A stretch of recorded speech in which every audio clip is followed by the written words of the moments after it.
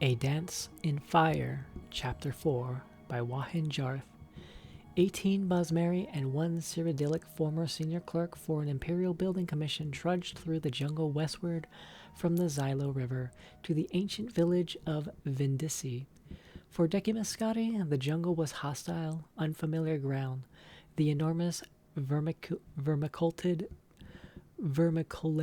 trees filled the bright morning with darkness, and resembled nothing so much as grasping claws bent on impeding their progress.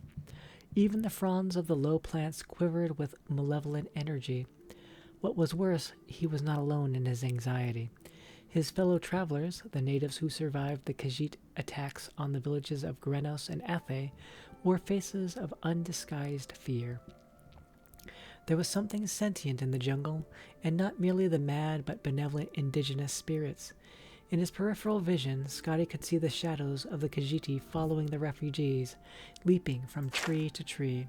When he turned to face them, the lithe forms vanished into the gloom, as if they had never been there. But he knew he had seen them, and the Bosmeri saw them too, and quickened their pace.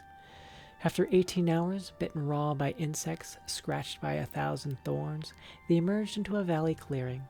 It was night, but a row of blazing torches greeted them, illuminating the leather-wrought tents and jumbled stones of the hamlet of Vindisi. At the end of the valley, the torches marked a sacred site, a gnarled bower of trees pressed close together to form a temple. Wordlessly, the Bosmeri walked the torch arcade toward the trees. Scotty followed them. When they reached the solid mass of living wood with only one gaping portal, Scotty could see a dim blue light glowing within. A low, sonorous moan from 100 voices echoed within. The Bosmeri maiden he had been following held out her hand, stopping him.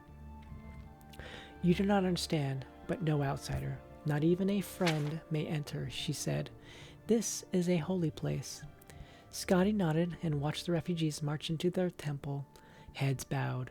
Their voices joined with the ones within. When the last wood elf had gone inside, Scotty turned his attention back to the village. There must be food to be had somewhere. A tendril of smoke and a faint whiff of roasting venison beyond the torchlight led him. They were 5 Cyrodiils, 2 Bretons, and a Nord. The group gathered around the campfire of glowing white stones, pulling steaming strips of meat from the cadaver of a great stag. At Scotty's approach, they rose up, all but the Nord, who was distracted by his hunk of animal flesh. "Good evening. Sorry to interrupt, but I was wondering if I might have a little something to eat. I'm afraid I'm rather hungry after walking all day with some refugees from Grenos and Athe." They bade him to sit down and eat, and introduce themselves. "So the war's back on, it seems," said Scotty amiably. "Best thing for these effete do-nothings," replied the Nord in between bites. "I've never seen such a lazy culture. Now they've got the Khajiiti striking them on land, and the High Elves at sea. If there's any province that deserves a little distress, it's damnable Valenwood." "I don't see how they're so offensive to you," laughed one of the Bretons. "They're congenital thieves, even worse than the Khajiiti, because they're so blessedly meek in their aggression." The Nord spat out a gob of fat which sizzled on the hot stones of the fire. "They spread their forest into territory that doesn't belong to them, slowly infiltrating their neighbors, and they're puzzled when elsewhere shoves back at them. They're all villains in the worst order." "What are you doing here?" asked Scotty. "I'm a diplomat from the court of Gehenna," muttered the Nord, returning to his food. "What about you? What are you doing here?" asked one of the Cyrodiils. "I work for Lord Atreus's building commission in the Imperial City," said Scotty. "One of my former colleagues suggested I come down to Valenwood.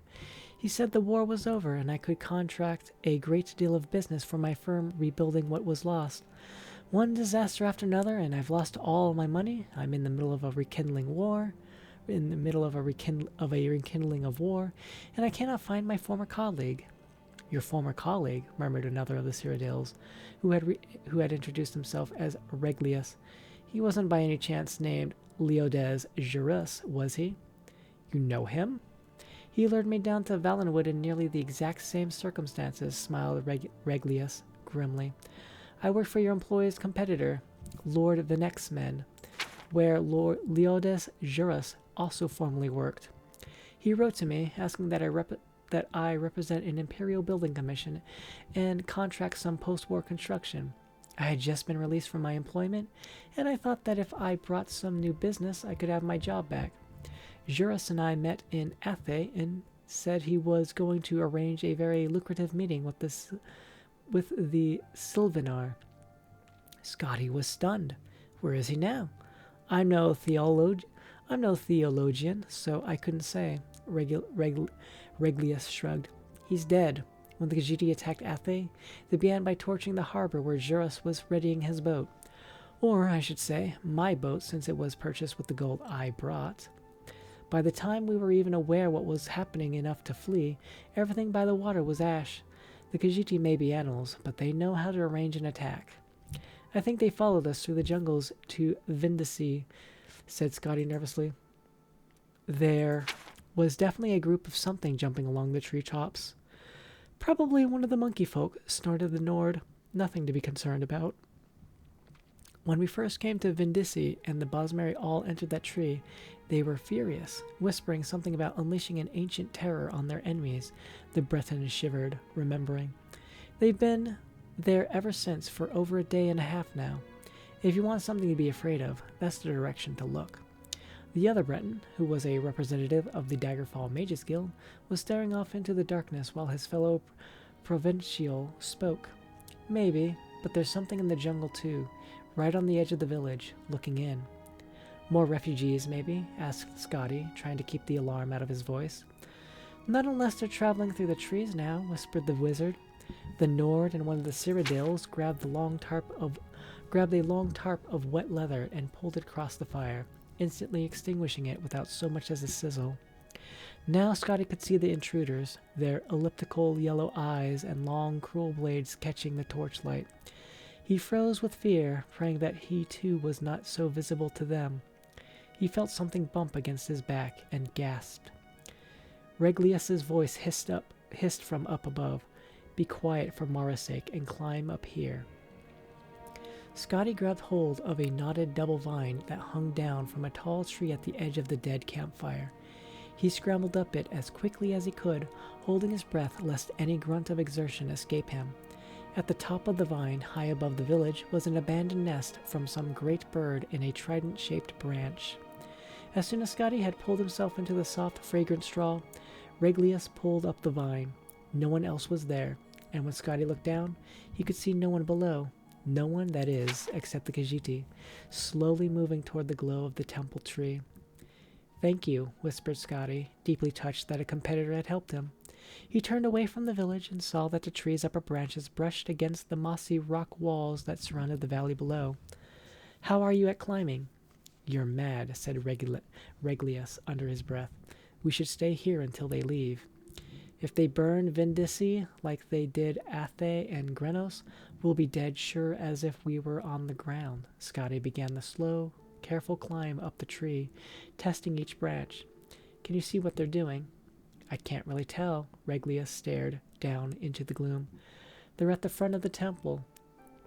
I think they also have... It looks like long ropes trailing off behind them, off into the pass. Scotty crawled onto the strongest branch that pointed toward the wet, rocky face of the cliff. It was not a far jump at all, so close, in fact, that he could smell the moisture and feel the coolness of the stone. But it was a jump nevertheless, and in his history as a clerk, he had never before leapt from a tree 100 feet off the ground to a sheer rock. He pictured in his mind's eye the shadows that pursued him through the jungle from the heights above, how their legs coiled to spring, how their arms snapped forward in an elegant fluid motion to grasp. He leapt. His hands grappled for rock, but long, thick cords of moss were more accessible. He held hard, but when he tried to plant his feet forward, they slipped up skyward. For a few seconds, he found himself upside down before he managed to pull himself into a more conventional position. There was a narrow outcropping jutting out of the cliff where he could stand and finally exhale. Reglius! Reglius! Reglius! Scotty did not dare to call out. In a minute, there was a shaking of branches, and Lord Vinek's man emerged. First his satchel, then his head, then the rest of him. Scotty started to whisper something, but Reglius shook his head violently and pointed downward. One of the Khajiiti was at the base of the tree, peering at the remains of the campfire.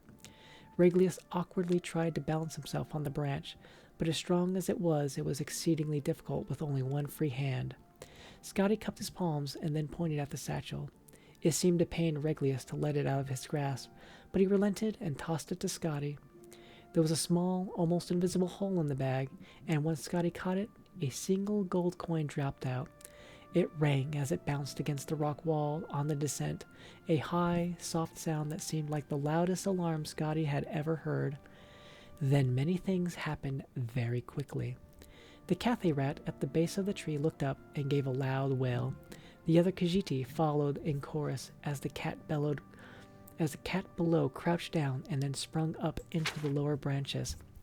Reglius saw it below him, climbing up with impossible dexterity, and panicked. Even before he jumped, Scotty could tell that he was going to fall. With a cry, Reglius the clerk plunged to the ground, breaking his neck on impact.